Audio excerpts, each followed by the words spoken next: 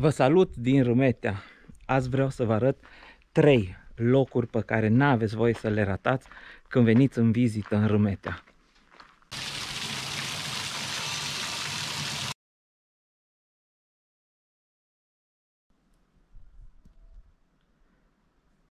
Hai să mergem prima dată la Moara de Apă, din centrul satului, unde aveți și indicatorul spre Piatra Secuiului. O luați pe ulița asta aglomerată, după cum bine vedeți, lume multă, vizitatori, unii mai gălăgioși, alții mai obosiți, nu contează. Important e că lumea face mișcare. Așa cum am zis, mergeți pe uliță și undeva pe dreapta ajungem la moară. După 2 minute de mers pe jos, pe dreapta, așa cum am zis, Moara de Apă. Neapărat trebuie să o vizitați. Curtea e largă, primitoare, curățenie. Peste tot o să vedeți tot felul de obiecte tradiționale adunate în decursul a multor ani de proprietarul acestei gospodării. Intrarea e 10 lei, gazda e foarte primitoare, amabilă, vă răspunde la toate întrebările, puteți să vă faceți poze, să filmați, nu e nicio problemă.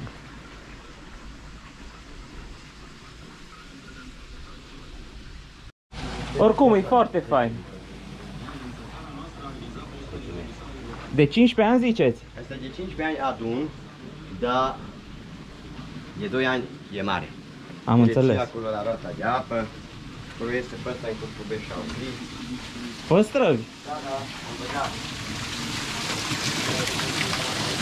Ia zici ce zice domnul. Sunt păstrăvi. Uite, să văd. Unul auriu, îl vedeți mai bine.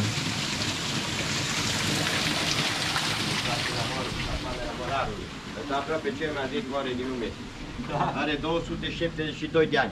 272 de ani? Asta? Dar mere și citiți dacă nu credeți. N-am apucat, eu vă cred, de-aia vă întreb. 100%.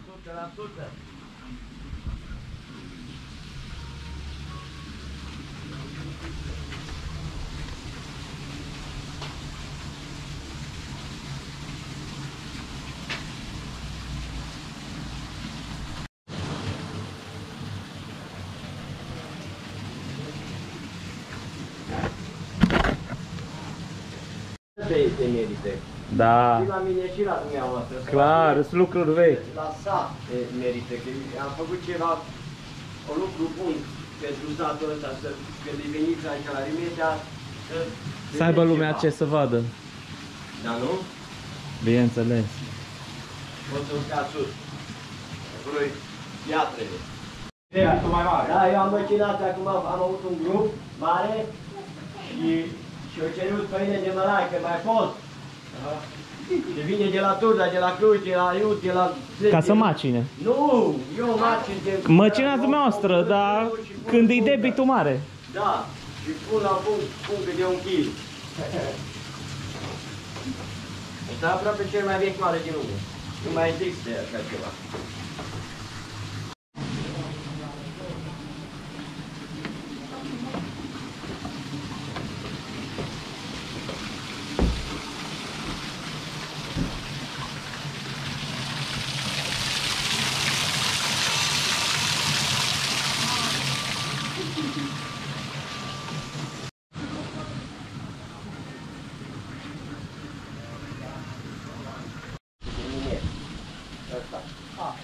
Da, din 1870.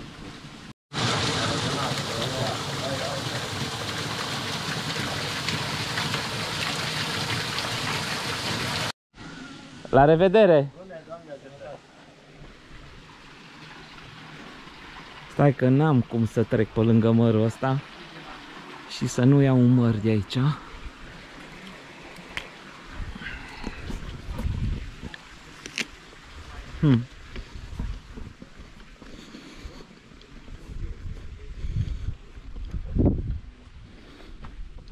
Alt gust merele astea.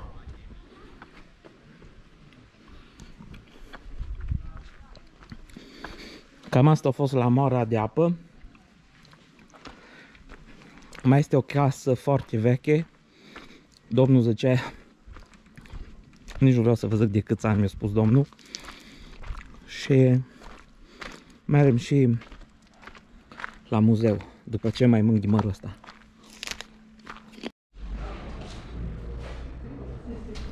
Intrarea la muzeu. I-a zis domnul că trebuie să urc pe aici pe scări, la etaj, ca să plătesc 10 lei intrarea pentru adulți. Ia uite ce fain să vede de aici.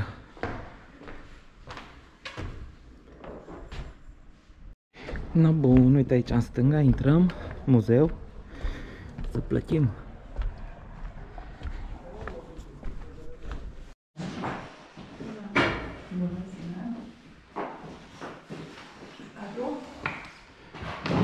Am ajuns la muzeu. Am plătit. Hai să vedem. Una alta pe aici. Vă dau așa un tur rapid. Și eu mă întorc după aia să mă uit cu răbdare. Pe vremuri, ocupația principală aici în Râmetea era mineritul.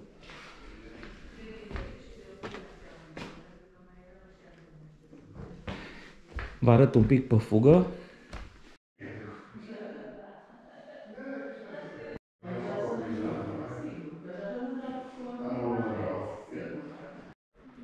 Muzeul găsiți ușor, e în centru. Nu e un muzeu foarte mare, dar o să vedeți foarte multe lucruri interesante. Mai ales, așa cum v-am zis, că pe vremuri aici principala ocupație era mineritul. Am ajuns la cea mai îngustă uliță din Râmetea. Ulița asta duce la cea mai veche casă, casa unui miner construită în anul 1668. După ce ieșiți din muzeul etnografic, traversați strada, undeva în dreapta o să aveți biserica, treceți pe lângă biserică, în față sunt vreo 4-5 trepte pe care trebuie să le urcați și ajungeți la ulița pe care o străbai eu acum.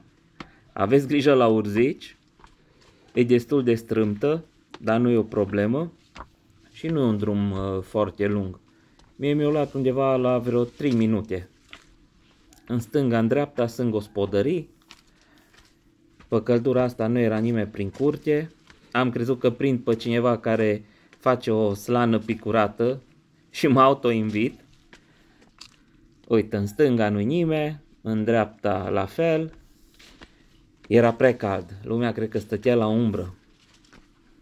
Așa cum v-am zis, în capătul acestei mici uliți, face stânga și imediat a doua casă, tot așa pe stânga, e cea mai veche casă care încă stă în picioare. Se și poate vizita dacă aveți noroc să fie deschis.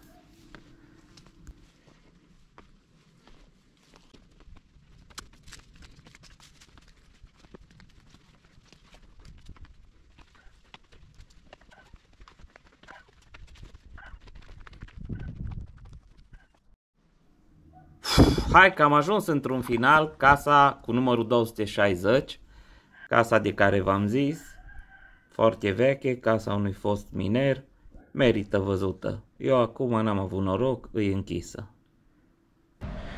După atâta plimbare pe la moara de apă, la muzeu și la cea mai veche casă, e cazul să mă opresc să mănânc și eu ceva, că no, după atâta plimbare mi s-a făcut foame. Haideți să vă arăt unde merem. Uite un restaurant aici pe dreapta. Îl găsiți ușor, e în centru.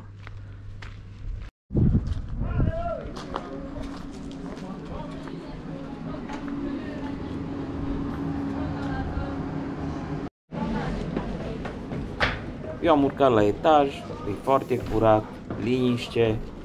Specific că eu am fost în timpul săptămânii, dar am înțeles că sâmbătă, duminică să cam așteaptă ca să prinzi o masă aici. Ia uitați ce priveliște. No, ia uitați-vă cum arată. Gulaș. Pâine.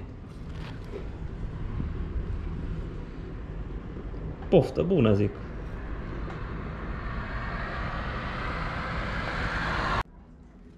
Cel mai bun gulaș pe care l-am mâncat vreodată. Foarte gustos. Am mâncat Foarte bună mâncarea. Acum vreau să vă mai arăt un pic împrejurimile și vă las pe voi să vă delectați vizual.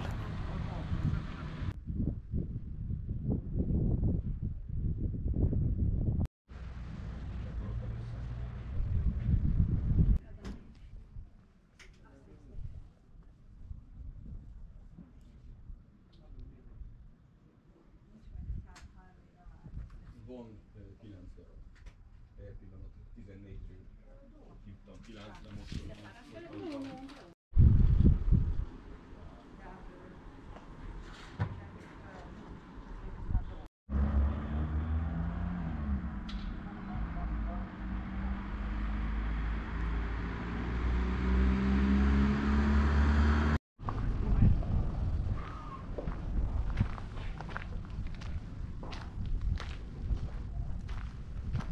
Cam asta a fost plimbarea în Rumetea. Dacă v-a plăcut, nu uitați de distribuiri, like-uri, comentarii.